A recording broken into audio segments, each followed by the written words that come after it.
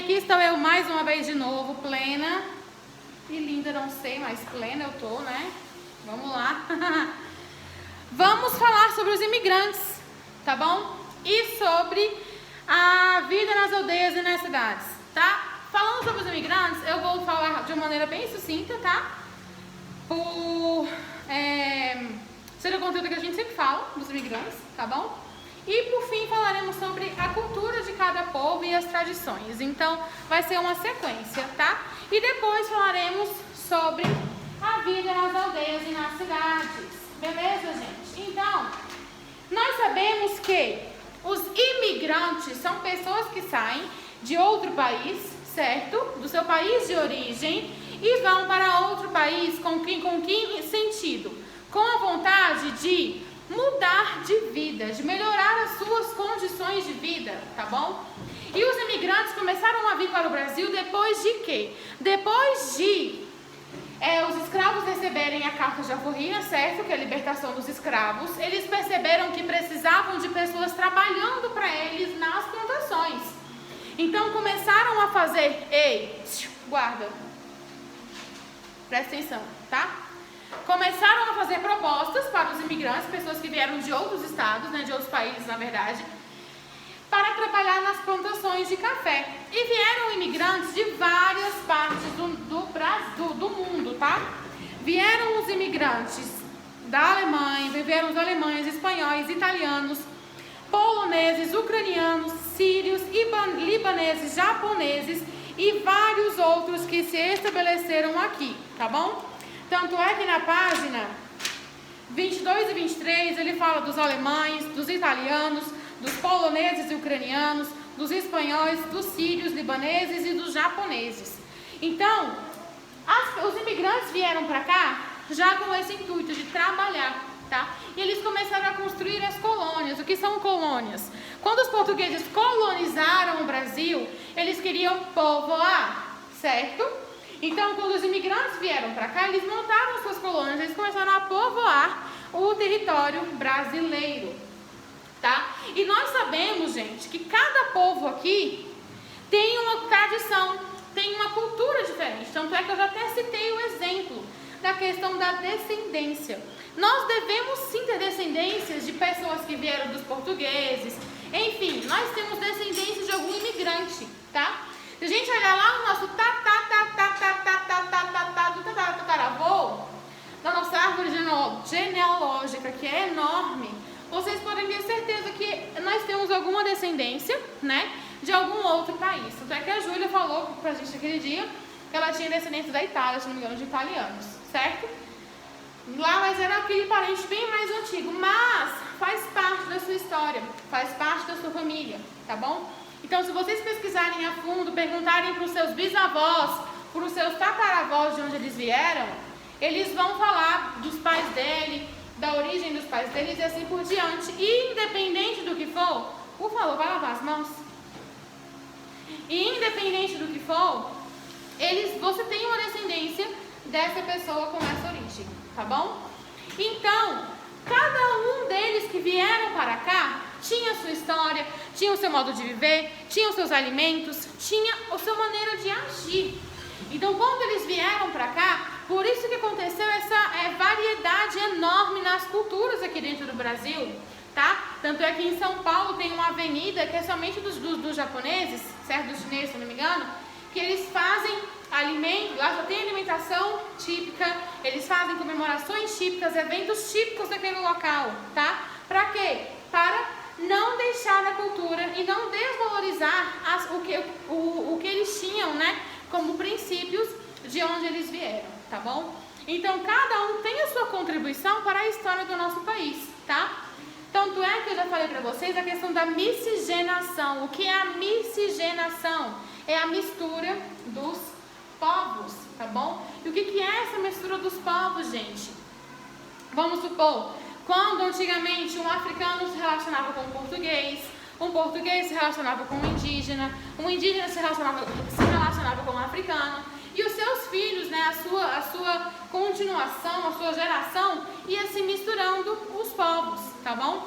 Por este motivo, acontecia a miscigenação, que é a mistura dos povos, tá? Lá na página do livro de vocês, na página 25, ele fala a questão da cultura. Cada povo, uma cultura. Vamos agora fazer a leitura dessas páginas. Com a vinda de um grande número de pessoas diferentes, de diferentes lugares, a cultura brasileira foi se modificando. Afinal, havia uma troca de ideias e de costumes com os vários povos que estabeleceram-se no país. Isso ocorreu porque os imigrantes procuraram manter o modo de vida deles nos locais que passaram a habitar.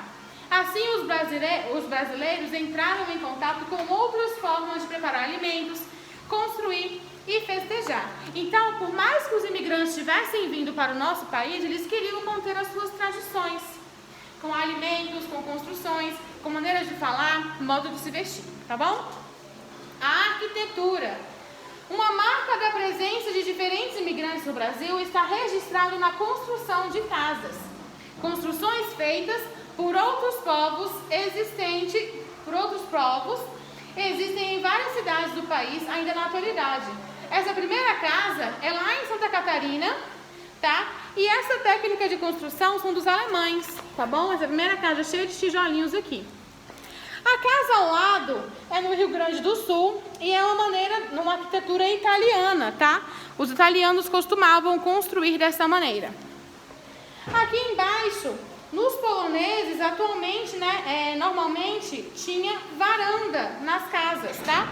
E esse tipo de construção é equivalente aos poloneses, tá? E por fim, os japoneses com essa construção, tá bom? Na página seguinte já é uma atividade sobre isso, tá? Mas agora nós vamos falar sobre a culinária. Isso é na página 26, bem pequenininho. Na culinária podemos verificar a contribuição cultural de vários grupos de imigrantes em alguns pratos, como a pizza, macarrão, quibe, sushi. Nas grandes cidades, com certa facilidade, encontramos estabelecimentos de comida alemã, italiana, polonesa, japonesa e libanesa, por exemplo. Dessa forma, é possível conhecer e saborear pratos típicos de vários povos. Aqui no Gama tem um restaurante mexicano, que fica lá na entrada do Gama, tá? Que é o Taco Pepe, se eu não me engano, que é de comida mexicana, tá bom? Aqui dentro também tem comida, tem sushi, tá? Comida japonesa e tudo mais, tá bom? Vamos agora para o próximo, na página 28, tá? Que são as festas tradicionais. A primeira festa tradicional, essas festas tradicionais, na verdade, tinham o intuito de quê? De preservar a cultura, tá? Como eu já falei para vocês, e manter as tradições do lugar de origem deles. A primeira festa que nós vamos ver, é a festa da uva. Ela acontece no sul e no sudeste do Brasil. É comum muitas cidades celebrarem a produção de alguns alimentos cultivados, que no caso é a uva, né? Isso ocorre principalmente entre imigrantes italianos que comemoram a colheita da uva.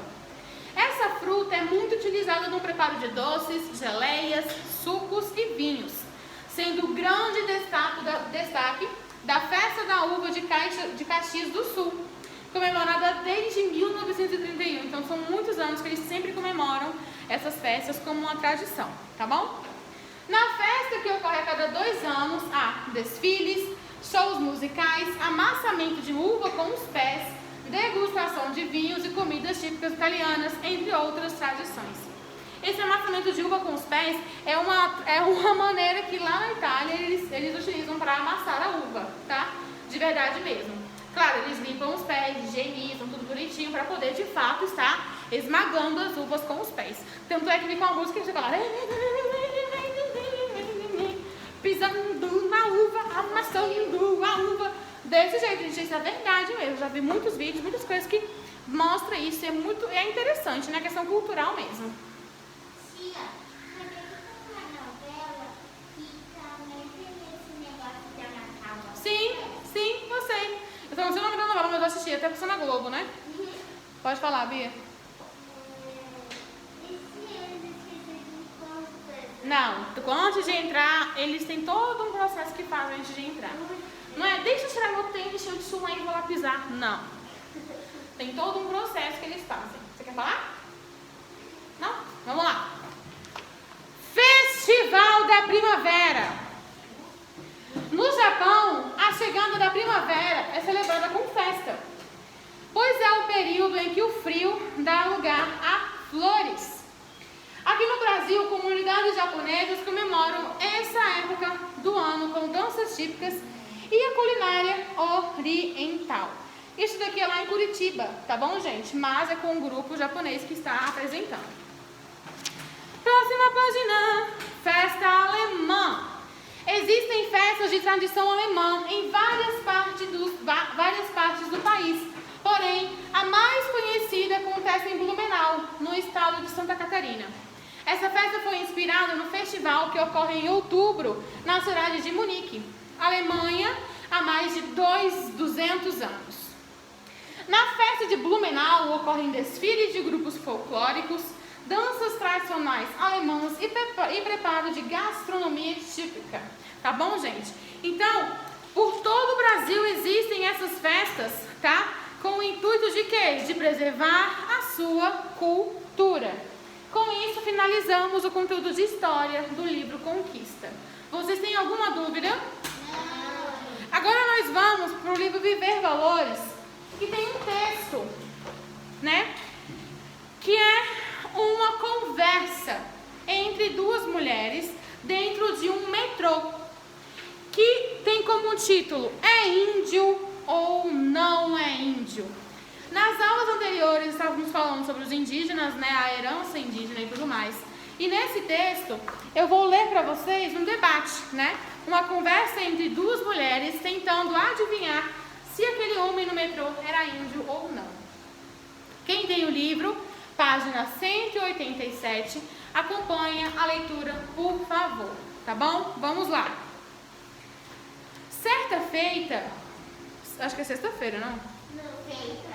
Mas eu acho que deveria ser certa sexta-feira, né? Enfim, vamos ler como tá aqui. Certa feita, não sei, né?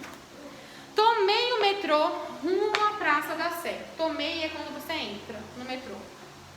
Eram meus primeiros dias em São Paulo. Ah, isso aqui é um indígena falando. Vou falar certa feita mesmo. Vai que é a maneira de falar dele, né? Certa feita, tomei o metrô rumo à Praça da Sé. Eram meus primeiros dias em São Paulo e eu gostava de andar de metrô e ônibus. Tinha um gosto especial em me mostrar para sentir a reação das pessoas quando me viam. Queria poder ter a certeza de que as pessoas me identificavam como índio a fim de dar minha autoimagem. Nessa ocasião a que me refiro, ouvi o seguinte diálogo entre duas senhoras que me olharam de cima a baixo quando entrei no metrô. Você viu aquele moço? Parece que é índio, disse a senhora. É, parece, mas eu não tenho tanta certeza. Não viu que ele usa calça jeans? Não é possível que ele seja índio usando roupa de branco. Acho que ele não é índio de verdade, disse a outra senhora. É, pode ser, mas você viu o cabelo dele? É lisinho, lisinho. Só índio tem um cabelo assim desse jeito. Acho que ele é índio sim, defendeu-se a primeira senhora. Sei não. Você viu que ele usa relógio? Índio vê a hora olhando pro tempo, mulher. O relógio do índio é o sol, a lua, as estrelas. Não é possível que ele seja um índio, falou a segunda mulher. Mas ele tem olho puxado, disse a senhora, e também os sapatos e camisas. Mas tem as maçãs do rosto muito salientes. São os índios? Só os índios têm o rosto desse jeito. Não, ele não nega, só pode ser índio e parece dos puros. Não acredito, não existem mais índios puros. Afinal, como um índio poderia estar andando de metrô? Índio de verdade mora na floresta, carrega arco e flecha, caça, pesca e planta mandioca. Acho que não é índio coisa nenhuma. Você viu o colar que ele está usando? Parece que é de dentes. Será que dente de gente? Você não disse que não achava que ele era índio? E agora parece que você está com medo, né? De repente, até ouvi dizer que existem índios que comem gente. E realmente existem, viu, gente? Por via das dúvidas, o que você acha de falarmos com ele? E se ele não gostar? Paciência. Ao menos nós teremos informações mais precisas. Você não acha? Acho. Mas confesso que não tenho muita coragem de iniciar um diálogo com ele. Você pergunta? Eu pergunto. Eu estava ouvindo a conversa de costas para as duas. De vez em quando ria com vontade. De repente, senti um leve toque de dedos em meu ombro. Virei-me. Infelizmente, elas demoraram a me chamar. Meu ponto de desembarque estava chegando. Olhei para elas, sorri e disse sim. Ou seja, ele respondeu para elas que ele era índio, sim. Então, gente, hoje em dia, nós temos que nos atentar a algumas coisas. Por conta dessa mistura das culturas e tudo mais, né, de estarem vindo para a cidade, entre outros, pode ser que seja um índio, sim, mas ele só está utilizando as roupas que nós utilizamos, mas isso não faz dele menos índio. Não é verdade? Isso não faz dele ser um menos índio. Agora um negro, um descendente africano, se ele não usar um cabelo black power, ele não vai ser mais negro? Se um negro quiser utilizar um cabelo liso um dia, ele não vai ser mais negro? Se um indígena quiser utilizar um índio, quiser utilizar uma roupa como a nossa, ele vai deixar de ser índio? Não vai deixar de ser índio, gente.